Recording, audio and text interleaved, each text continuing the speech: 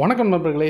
நாம் இந்த பதிவில் என்ன பார்க்க போகிறோம் அப்படின்னா, பிஎஃப்ல இருந்து வந்திருக்கக்கூடிய ஒரு முக்கியமான அறிவிப்பு. கண்டிப்பாக இந்த அறிவிப்பு எல்லாருக்கும் ரொம்ப யூஸ்ஃபுல்லாக இருக்கும். அதாவது இதுக்கு முன்னாடி பழைய கணக்கை திருப்பி மீட்டெடுக்க முடியாமல் இருக்கிறவங்களுக்கு இந்த அறிவிப்பு ரொம்ப பயனுள்ளதாக இருக்கும்.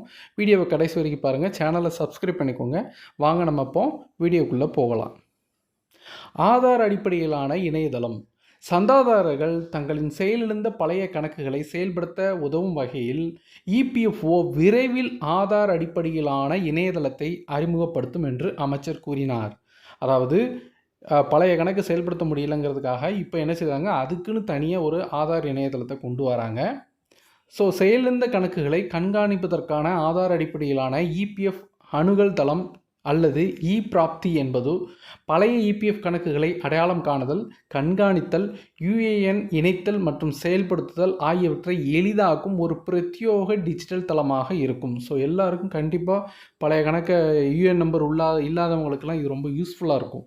யுஏஎன் நம்பர் வாங்குறதுக்கு இந்த தளம் நெறிப்படுத்தப்பட்ட ஆதார் அடிப்படையிலான அங்கீகார வழிமுறையை வழங்கும். இதன் மூலம் யுஏஎன் இணைக்கப்படாத தங்களின் பழைய இபிஎஃப் கணக்கை உறுப்பினர்கள் பாதுகாப்பாக அணுகி தங்களது உறுப்பினர் சுய விவரத்தை புதுப்பிக்கும் செயல்முறையை தொடங்கி அதை தொடர்ந்து தடையற்ற யுஏஎன் இணைப்பு மற்றும் செயல்படுத்துதலை மேற்கொள்ள முடியும் என்று அமைச்சகம் தெரிவித்துள்ளது. ஆரம்ப கட்டத்தில் இந்த இணையதளம் உறுப்பினர் அடையாள எண்ணை அடிப்படையாக கொண்டிருக்கும் என்றும் இது பாதுகாப்பான மற்றும் திறமையான செயல்பாட்டை உறுதி செய்வதோடு தங்களது உறுப்பினர் அடையாள எண்களை கொண்டுள்ள பெரும்பான்மையான உறுப்பினர்களுக்கு உடனடி பலன்களையும் வழங்கும் என்றும் அது கூறியுள்ளது.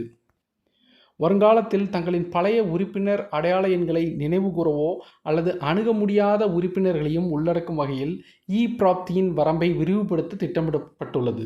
இந்த தளம் மனித தலையீட்டை குறைத்து, ஆவணப்படுத்துதலை குறைத்து, வெளிப்படைத்தன்மை மற்றும் செயல்திறனை மேம்படுத்தும் என்று எதிர்பார்க்கப்படுகின்றது என்றும் அது மேலும் கூறியது. ஸோ இந்த வீடியோவை லைக் பண்ணுங்கள், ஷேர் பண்ணுங்கள்.